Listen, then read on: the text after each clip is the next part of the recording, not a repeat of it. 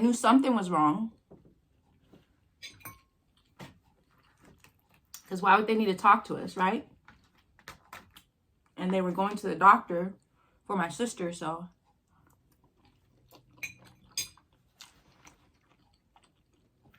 I knew something was wrong. Hey guys, it's me, Talia Arisa Gibson. You can call me Tag for short, and welcome to my channel.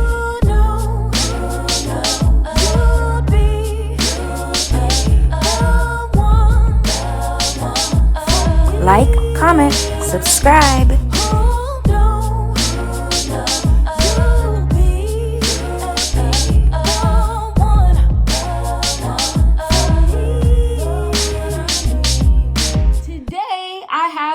Domino's pizza. Yes, guys, Domino's pizza.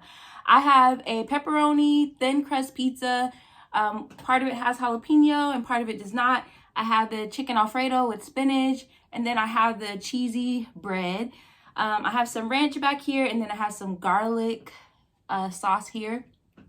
I wanted marinara, but they were out of marinara, so here we are. So I'm going to say a prayer. We can get started.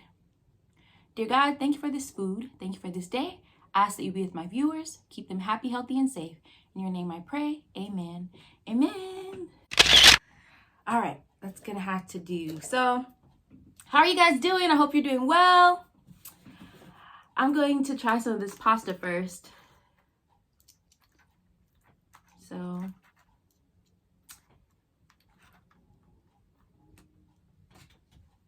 here's some for you.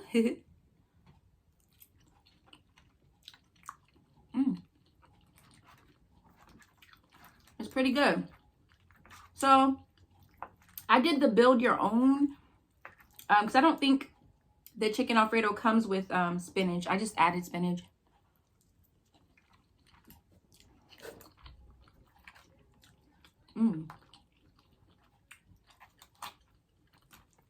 It's pretty good. Pretty good.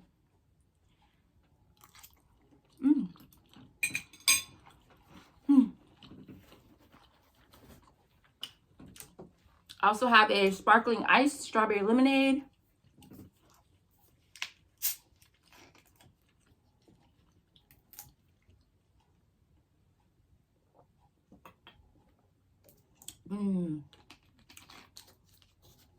Yummy. So, I know you guys saw the title. It's a bite for you.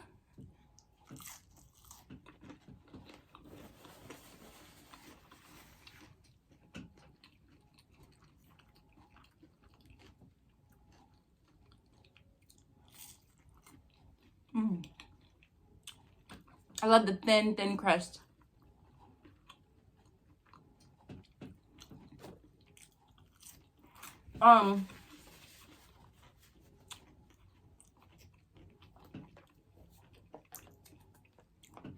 I've been saying that I was gonna talk about this. Let's get into this cheese bread. Ooh, it's hot. Ooh, you can see that pool cheese. So it's garlic sauce. Ooh.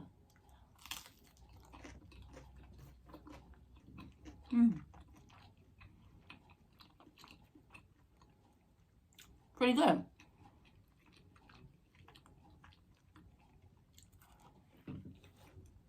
I've been saying that I was going to talk about my sister and tell you guys her story.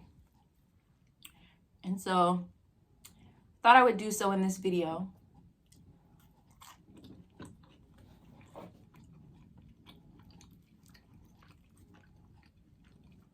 I apologize if you can hear my washing machine.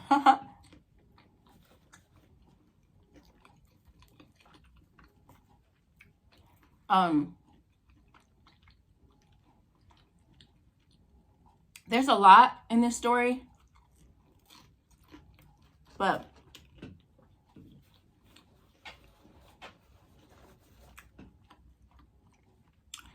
I'm gonna pull it all together within this few minutes.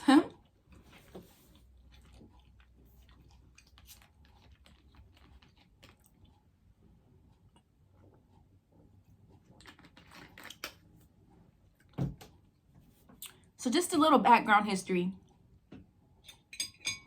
My mom and dad met each other in Hobbs, New Mexico, but my dad is from Longview, Texas, and my mom was born in Mississippi, raised in Arkansas. Both of them moved to New Mexico as like preteens. So their families moved there for various reasons.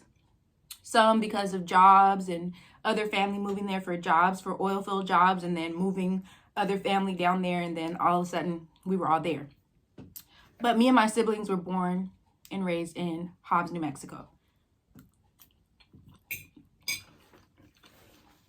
So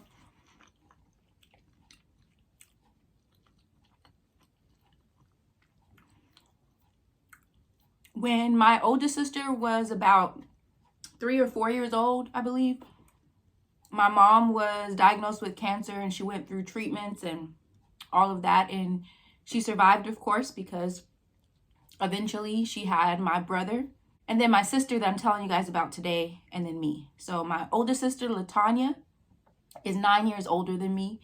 Then my brother, Rashawn, is about 4 years older than me, 3 or 4 years older than me. And then my sister that passed away was almost 2 years older than me, but not quite a full 2 years. So growing up,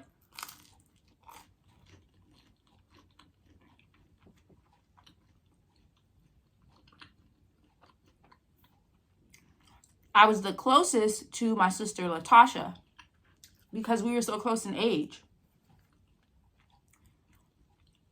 We were always one grade level apart. So when she was in first grade, I was in kindergarten, and so on and so forth.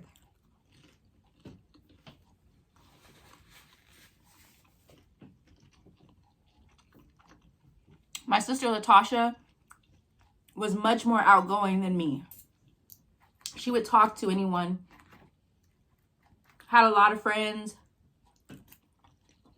much more social, much more of a risk taker than me.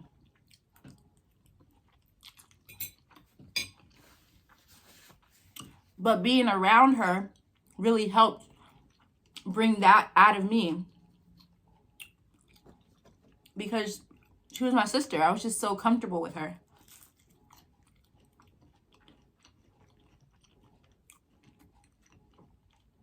I could just be myself.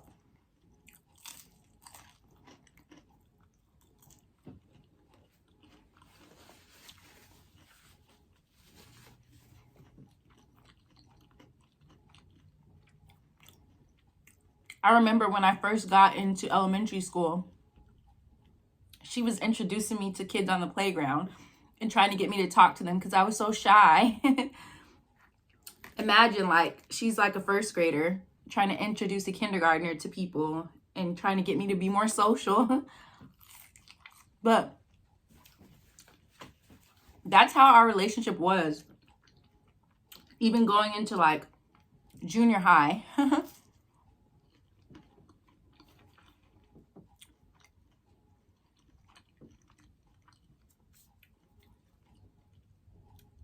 Now, my dad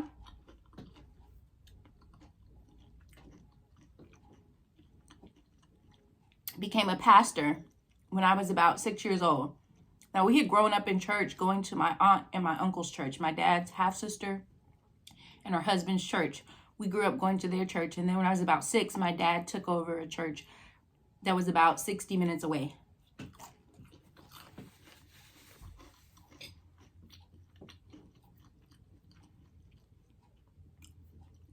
Before then, my oldest sister, my sister Latasha, and me, we had started singing together in church, singing gospel songs, a cappella.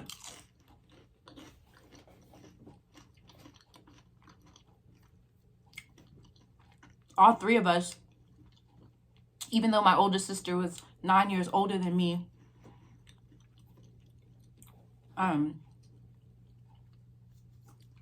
we would dress alike, sing together.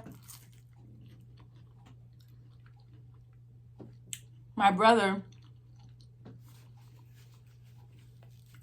he was more of the one giving my parents a headache, getting into trouble in school, outside of school. But he was a really good basketball player and an athlete. So he did really well in school with sports. And my sister Latasha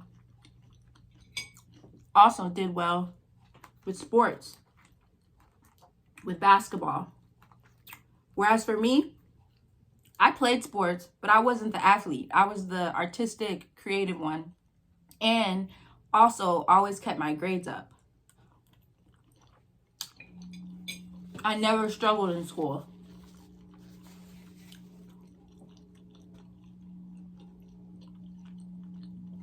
My parents never had to worry about if I was going to do my homework or any of that. Like, they didn't have to tell me. Like, I just wanted good grades, and I also did well in school.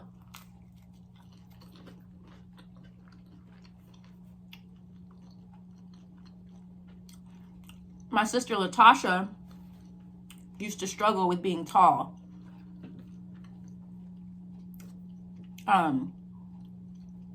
Because growing up in elementary school, she was taller than a lot of the kids in the school. And she kind of developed a little bit of insecurity about her height, but also she struggled academically, especially in math. So my parents ended up having to get her a tutor.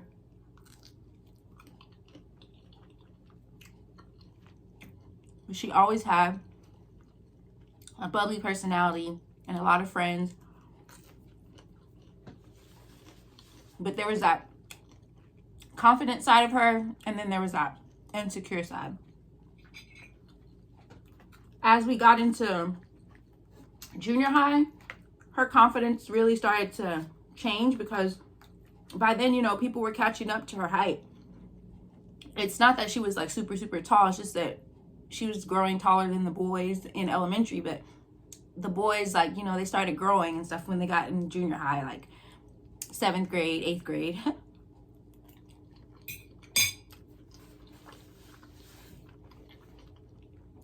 And my mom's side of the family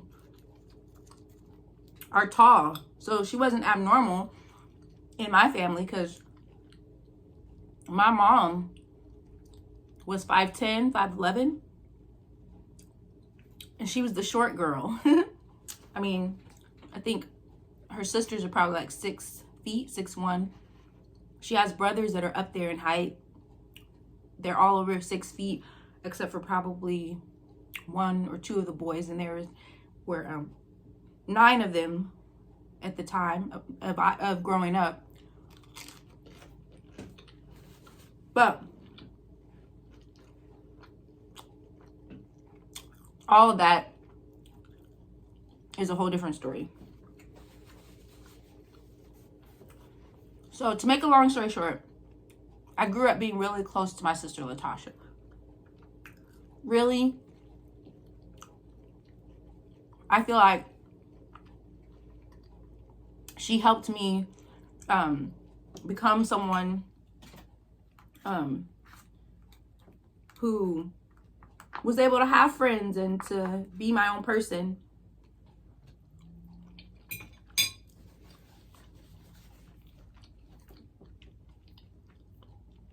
We would tease each other, argue, but we couldn't stay mad at each other too long, because there was always something we wanted to say to each other, like a music video or something from school. And so we couldn't talk to each other if we were mad, so we get over being mad at each other really quick. And it never got old for us to dress alike. Like, neither one of us cared. Like, we would intentionally buy stuff that was similar. So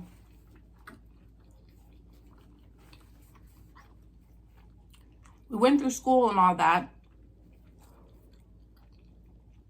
Back then, our elementary school was from kindergarten to 6th grade. Our junior high was from 7th grade to 9th grade. And our high school was from 10th grade to 12th grade. That was back then. They've changed things around a little bit now. But when I went to 10th grade, my sophomore year, my sister had already been in high school. She was in her junior year, and she was playing basketball. She was at a basketball practice, and she hit her knee. And her knee was hurting so bad, they took her to the doctor, and the doctor said that it was broken.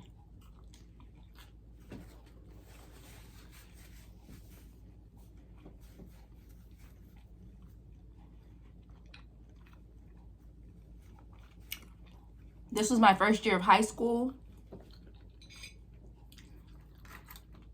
I wasn't really handling the transition to high school well because there was much more kids, and I didn't have the same classes as all my friends from junior high. I didn't have the same lunches, and so high school just kind of stressed me out.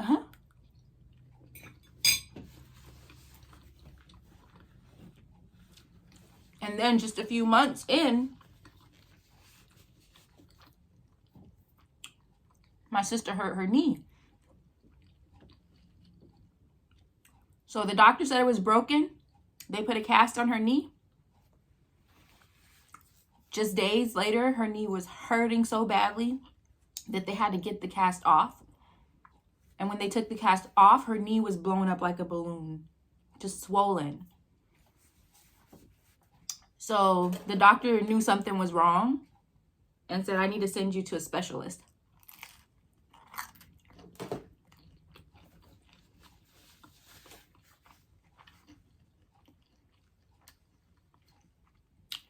A specialist in Albuquerque, New Mexico.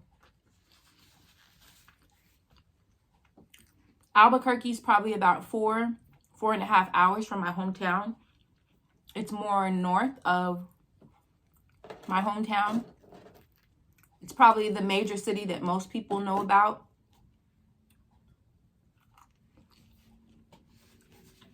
It's the largest city in New Mexico.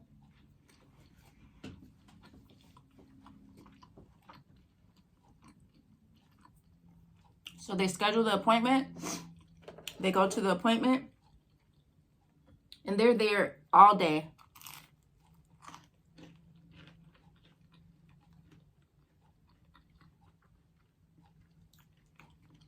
That night, they go ahead and travel back. And on the way back, my parents called the house to check on me. I think my brother was there. I can't remember. My oldest sister at the time was already living in, I think at the time she was already living in Las Vegas, Nevada, or she might have been in Arizona. It was one of the two. But my parents called and they said when they get home, they needed to talk to us. And so I waited.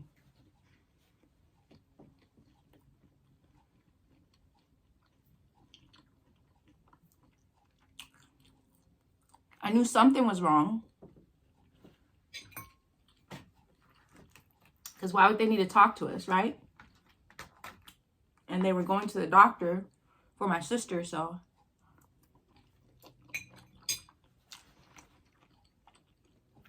I knew something was wrong. So they get home. It's in the evening, probably after 7, after 8. They called us in the living room, so I think it was me and my brother, my mom and my sister Latasha. And they proceed to tell us that my sister has been diagnosed with cancer. And this was in the fall of my 10th grade year in high school. My first year in high school.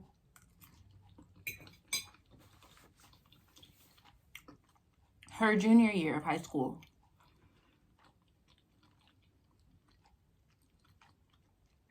They explained to us that she had osteosarcoma, which is a rare bone cancer that they had found at the time to be a little more common in tall, athletic people, which my sister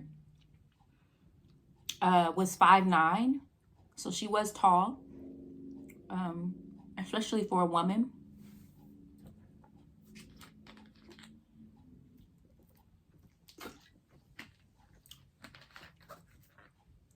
And also athletic. I didn't know how to process it, so I just remember getting up and running into the bathroom and locking the door. And I don't know if I can't remember if I started crying right away or if I was just numb. But I just remember feeling like, I don't know what to do with this information. Like, what does this mean? Because I've heard of cancer and I've known people to pass away from cancer, but I never knew someone that close to me to have cancer.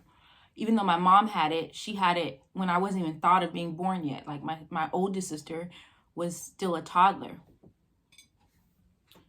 So I remember my parents coming to the door, like my dad calling my name, and I wouldn't respond. And then my sister, Tasha, coming to the door and calling my name and saying, "Am I okay?" And I think at that point, that's when I came out of the bathroom.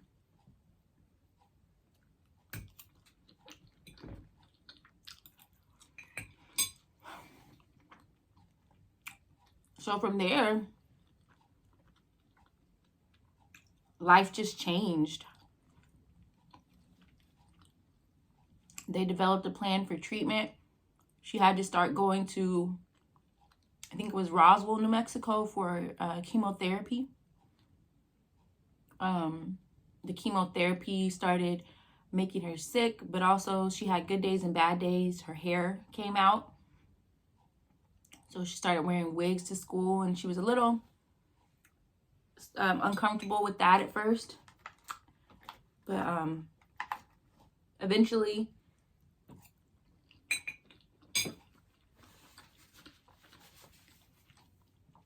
she grew comfortable with it. At the time, she had already started dating a guy. And I won't say his name, because I don't know if he'd want me to say his name. But I'm still in contact with him every so often. But he stuck by her. And they hadn't been dating very long. But he was also a basketball player. And a really, really good kid. Not like the other athletes. A really, really good kid who came from a really good family. Very respectful.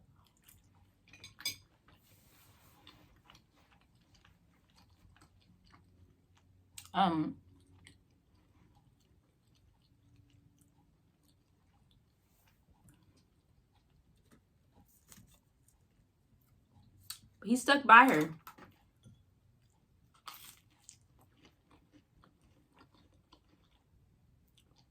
Bring her gifts.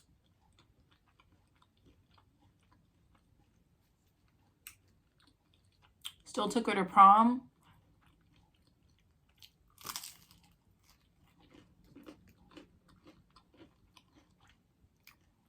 Her senior year, she was announced as prom queen, and her boyfriend was prom king.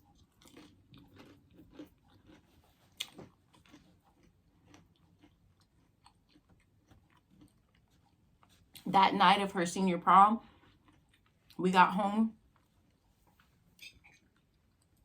and she was taking the bows out of her hair. That she had these little cute clips, because at that time her hair had started growing back, and it had really curly cute hair. And so she just had these two little clips in her hair for the prom. And we got back home for the prom, and she was taking those clips out. Her hair was coming out with it because of the chemotherapy. it was like her hair lasted long enough just for her to make it through prom.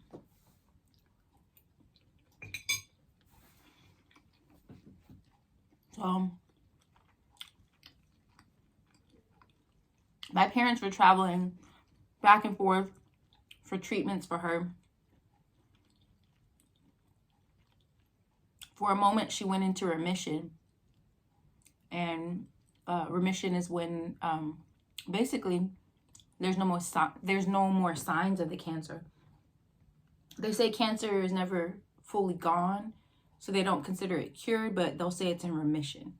So there's no trace of it. It's dormant. It's not active in your body. And so she got to a point where she was there. And then they were on a trip to Houston, her and my mom, and my mom's sister and my aunt's son. They lived there in Houston. So they were there for like medical appointments with the hospital there. It's a very well-known cancer hospital, MD Anderson in Houston, Texas. And when they were there for just checkups and appointments, and my sister got really sick. And they took her to the hospital, and they said, there's nothing else we can do. Like, the cancer is back with a vengeance, and it's taken over her body. It's now in her lungs, and all we can do is make her comfortable. And they gave her just a few months to live. So a doctor who was actually the doctor who birthed me and my sister Tasha as well, I think my brother Rashawn, maybe my oldest sister, maybe all of us, Dr. Ray, God rest his soul, he's gone now, but he paid to airlift my sister back home, her and my mom, from Houston to Hobbs, New Mexico. They brought in hospice. They took out the bed in her room and put a hospital bed there. Assigned nurses to her. And they were coming in, coming out. My mom was nursing her and just taking care of her. There were two friends from high school that were, actually three, but two that came to the house regularly. Chalsa and Maylene. When I tell you the whole time my sister was sick, those 2 years, they were coming to the house, hanging out with her, making her laugh, coming and bringing stuff, having such a good time. Her boyfriend was still active in her life, coming to the house, bringing her gifts. And then there was another girl we went to high school with, Andrea. She would check on my sister. She would try to do fundraisers at the school. She was checking on me. But then there were some friends who you would have thought would have been there, who just maybe every so often would contact her, but they weren't showing up to visit. And maybe they were afraid, I don't know, but you realize who true friends are when you go through something like that.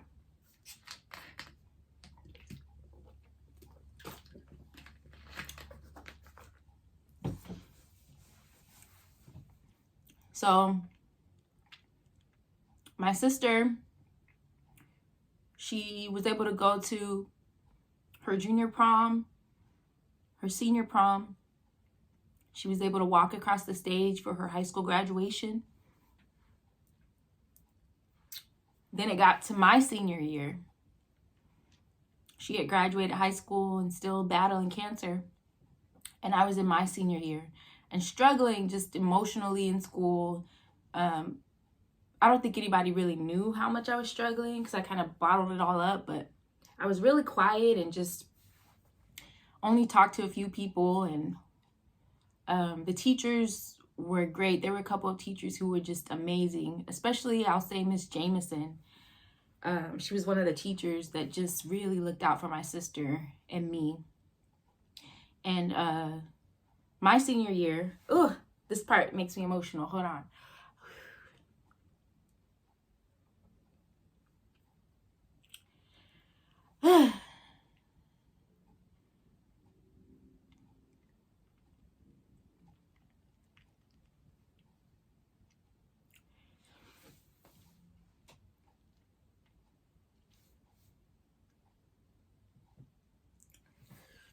All right.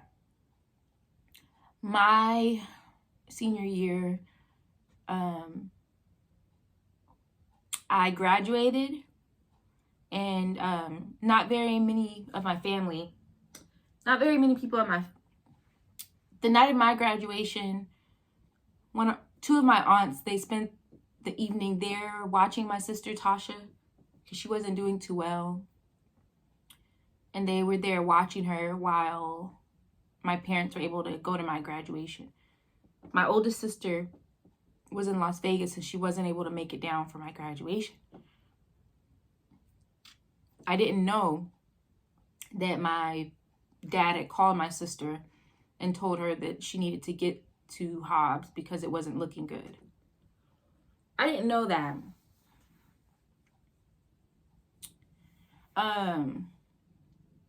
That I had a bad dream, a very vivid dream, just a few days before, and my mom had to come in my room and comfort me because I was just crying. I was like, I saw the hearses driving up to the house. I saw the hearse and the limousine like driving up to the house, and it was so vivid, and I saw it. This was days before my graduation, and I was just crying. My mom was like, it's okay, like trying to comfort me or whatever. Every morning before I would go to school, I would go into my sister's room and kiss her on the cheek, tell her I love her. Whew.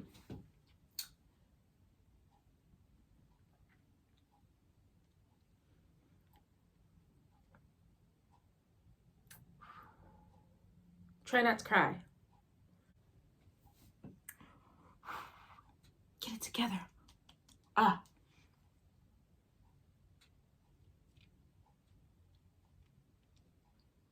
Woo.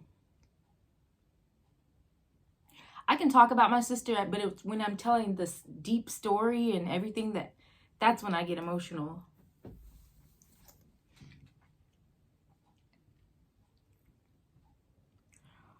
Hold on, guys. I'll be right back. All right, guys. So let me get back on track. I graduated high school on May 22nd, 2000. My parents had called my oldest sister and told her she needed to get to Hobbs, New Mexico, because things weren't looking good. I didn't know this conversation had taken place. So on May 23rd, my oldest sister was in my hometown.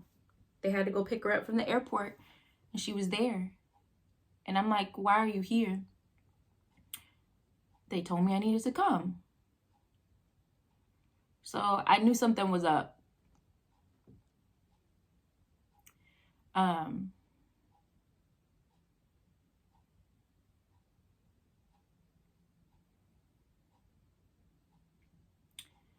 My older sister had gone in and talked to my sister Tasha, and she was getting a lot more weak. So my sister was in her room talking to herself, and we thought she was talking to herself, but she said she was talking to an angel. She said that she saw just white, and it was peaceful. And this was a few days before my graduation. So that, of course, freaked us out. And I've already had this vivid dream about hearse coming up to the house. So when my sister got there on the 23rd, at some point she went in the room to talk to my sister by herself and closed the door.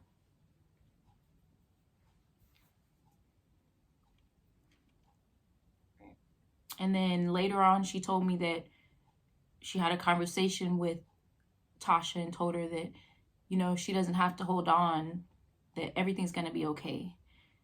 And my sister Tasha told my oldest sister, what about Talia? Whew. She was worried about me. That's why she was holding on. This was 22 years ago and it's still making me cry. Ooh. So my oldest sister told Latasha that it's okay, I'm going to be okay. Talia's going to be okay.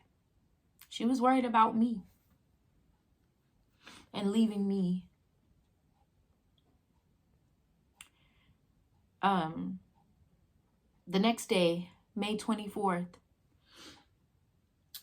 I was still going to the high school. Even though I graduated on the 22nd, I had to go one more day at the high school because my senior year, I had already gotten most of my credits, or all of my credits, except for a few. So I only had to attend classes half a day.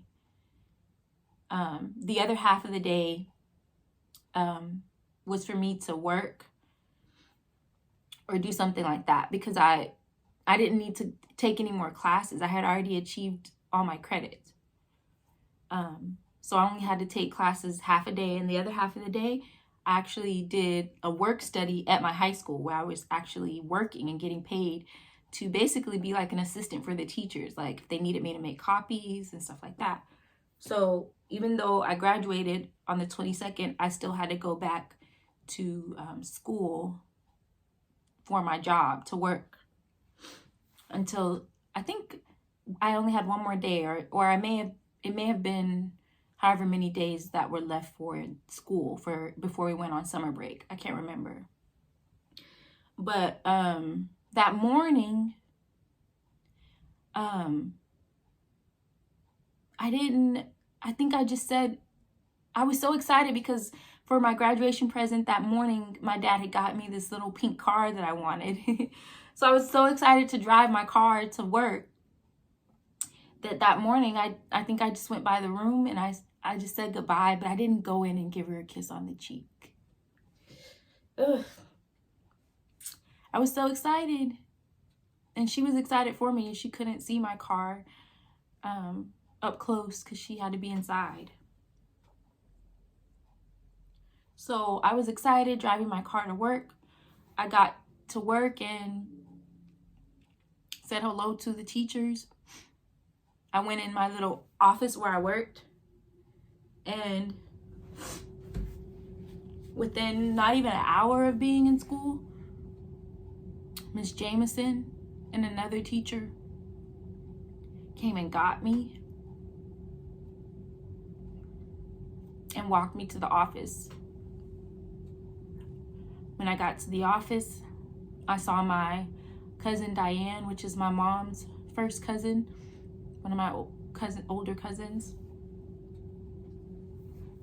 And there were tears in her eyes. And I knew right away. I said, she's gone. She's gone. And I just went numb. And they were hugging me, the office staff, like saying they were so sorry. My cousin drove me home, and I got to the doorway, and my mom and my older sister were in the doorway, and I just fell into their arms crying. And then I said, where is she? I want to see her. So I went in her room, and she just looked like she was sleeping. And she was still warm. She had just passed away. And I held her hand and just cried. She was holding this little stuffed animal that the Dr. Ray, his wife, had given my sister. It was so soft, and she loved it. It was a little pig. It was so soft, and she was holding that. It turns out that my sister, my older sister, and my mom were in there when she took her last breath.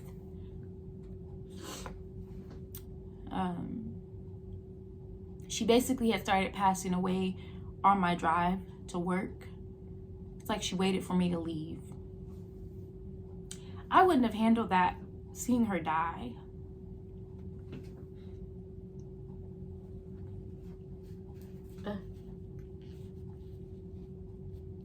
I would not have handled that well.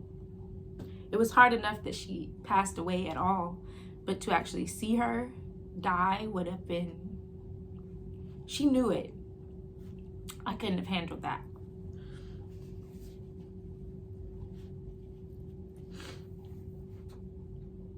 So she spared me that. She waited till I left.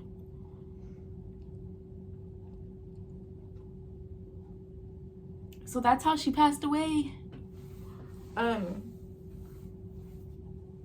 That's how I lost my sister to cancer.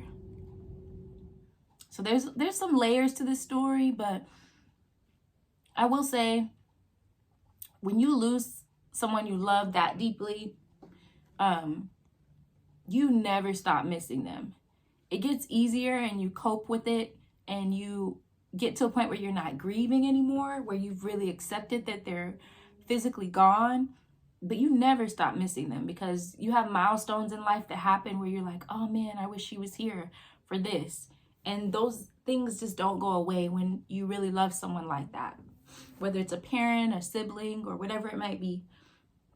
But I appreciate you guys tuning into this video. I said I was going to talk about this, but I'll do another part where I'm telling you guys a little bit more about just how I was feeling throughout the time she was sick.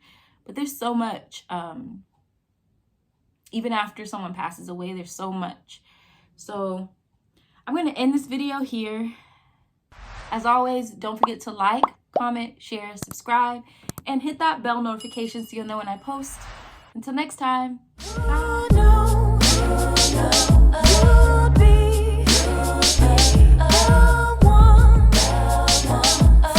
Like, comment, subscribe.